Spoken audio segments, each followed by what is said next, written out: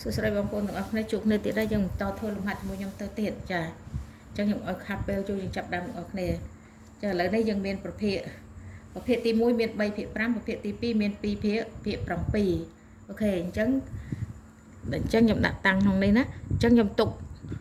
ចន្លោះឲ្យហើយចាភាគទី1មាន3ភាគ5អញ្ចឹងខ្ញុំដាក់3នៅក្នុងខ្ទង់ទី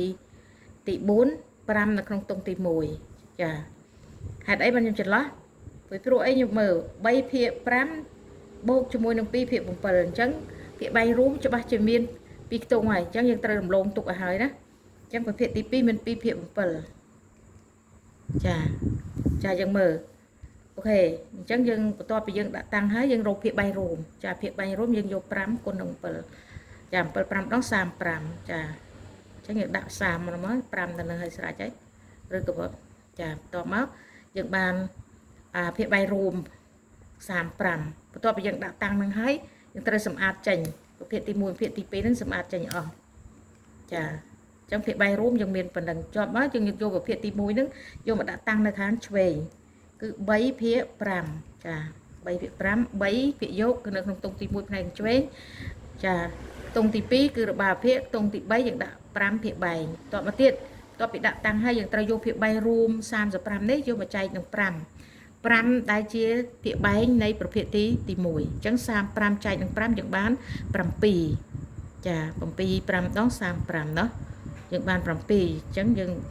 អានេះមិនបាច់រុញទេយើងដាក់ថែម2មកយើងបាន7ណាតមកទៀតយើងយក7នេះជាផលចែករវាងភាគបែងរួមចែកជាមួយនឹងភាគបែងនៃប្រភេទទី1តមកទៀតយើងបានផលចែកហើយយើងត្រូវយកផលចែក7នេះយកមកតគុណជាមួយនឹងភាគយក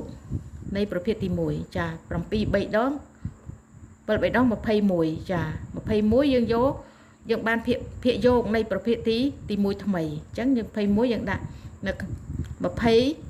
គឺនៅក្នុងខ្ទង់ទី5 1នៅក្នុងខ្ទង់ទី4អូខេបន្ទាប់ពីគុណហើយយើងត្រូវសម្អាតចេញបន្ទាប់មកទៀតយើងយកប្រភេទទី2ដែលមកដាក់តាំងប្រភេទទី2មាន2ភាគ7 2ភាគយកដាក់នៅក្នុងខ្ទង់ទី1ភាគរបាប្រភេទក្នុងខ្ទង់ទី2 7នៅក្នុងខ្ទង់7ដែលជាភាគបែងនៃប្រភេទទី2គឺនៅក្នុងខ្ទង់ទី3បន្ទាប់មកទៀតយើងត្រូវយកភាគបែងរួម35នេះមកចែកនឹង7ចាអញ្ចឹង35មាន7 5ដងចាអញ្ចឹងយើងលុប7ទៅយើងដាក់5ចាអញ្ចឹងយើងបាន5នេះជាផលចែក35ចែកនឹង7យកទុកភាគបែងរួមចែកនឹងភាគបែងនៃប្រភេទទី2អញ្ចឹងចែកទៅយើងបានផលចែក5ត្រូវយកផលចែក5នេះយកមកគុណជាមួយនឹង2ភាគយកចាអញ្ចឹង5 2ដង10ចាយើងបាន10ណាចាសម្អាតទៅយើងដាក់10ណាតមកទៀតយើងបានភាគយកថ្មីនៃប្រភេទទាំងពីរឯងអញ្ចឹងយើងបាន21ហើយនឹង10អញ្ចឹងត្រូវយក